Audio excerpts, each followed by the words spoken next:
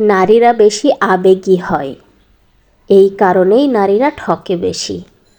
তারা অতি সহজে মানুষকে বিশ্বাস করে, কিন্তু কয়জন তার বিশ্বাসের মর্যাদা দেয়? এই সুযোগটাই সবাই নেয়। ওই যে দ্রুত সবাইকে বিশ্বাস করা, যার কারণে সেই সুযোগটা নিয়েই তার সাথে প্রতারণা করে বা তাকে ঠকায়।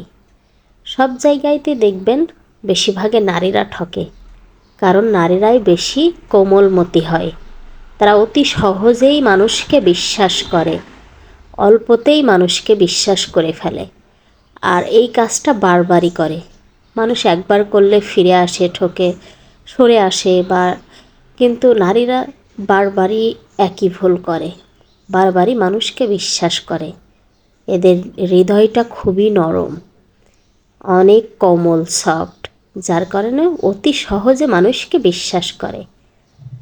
আর সবাই সেই বিশ্বাসের সুযোগটা নেই। এইখানে দেখেন আমি দারুণ একটা জিনিস খাচ্ছি। এটা কি বলেন তো? আমি চানাচুর দিয়ে টমেটোর ভিতরের যে অংশটুকু সেটা দিয়ে দারুণ একটা মাখা করে টমেটোর উপরে দিয়ে খাচ্ছি। এটা অনেক টেস্টি একটা খাবার। আর আমাদের দুপুরের লাঞ্চ আজকে ছিল করলা ভাজি, তারপরে চিকেন রান্না করেছি, আর সাথে একটু কচু রান্না করতেছিলাম, করেছি কিন্তু একটু গাল চুলকানের ভয়ে একদম ভাজা ভাজা করে পোড়া পোড়া করে ফেলেছি, যাতে আর গালই না ধরে। আর এই জিনিসটা কখনো আপনারা খেয়েছেন? এইটা কাঁঠালের বিচি, এইভাবে ভেজে আমরা শুধু খাই। অনেকেই ভর্তা খায়, অনেকভাবে খায়, বাট আমার এই শুধু খেতে অনেক ভালো লাগে, মিষ্টি মিষ্টি লাগে, এই জন্য এটা আমি খেতে পছন্দ করি। তো নারীদের সরলতা নিয়ে কেউ কখনো খেলা করবেন না, তাহলে ওই যে উপরওয়ালা কখনো কাউকে কেউ ক্ষমা করবে না। নারীরা দেখতে আপনারা মনে করেন অসহায়, কিন্তু না, এটা ভুল কথা। নারীরা কখনো অসহায় না।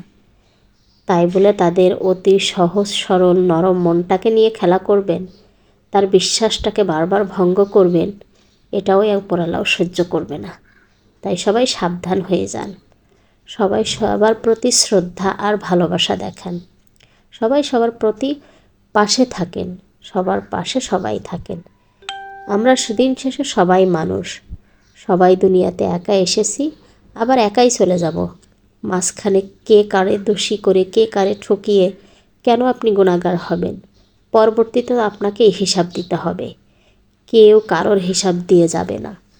কিন্তু একটা কথা মনে রাখবেন, আজকে কাউকে আঘাত করছেন, ঠকাচ্ছেন, কালকে আপনি যখন মারা যাবেন এই ইফেক্টটা আপনার উপরে পড়বে। তাই সবাই সাবধান হয়ে যান, ভালো থাকেন। দোয়া করি, আমাদের জন্য দোয়া করবেন।